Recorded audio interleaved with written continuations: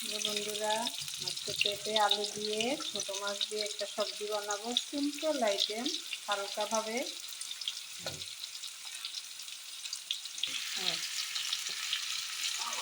অল্প একটু আদা দিয়ে দিলাম,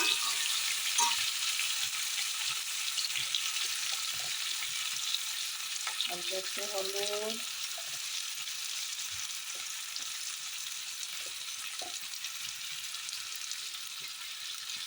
হালকা মরিচের গুঁড়ো,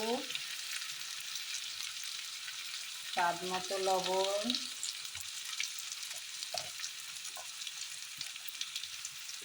অল্প একটু জিরের গুঁড়ো দিয়ে দিলাম।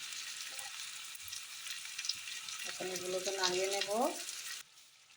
আগে থেকে মাছগুলো ভেজে রেখেছিলাম, এখন সবজিগুলো সাঁতলানো হয়ে গেছে। এখন সব মাছগুলো দিয়ে দেব, দিয়ে নাড়িয়ে নেব। তারপর অল্প সময় কষিয়ে জল ঢেলে দেব। মাছগুলো এইভাবে সবজির সাথে অল্প নাড়িয়ে নিয়ে এখন জল ঢেলে দিলাম।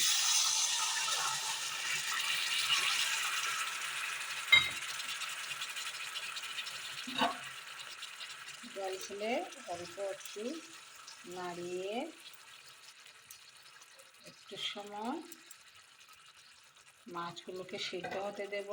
তারপর ধনেপাতা কুচি দিয়ে নামিয়ে নেব।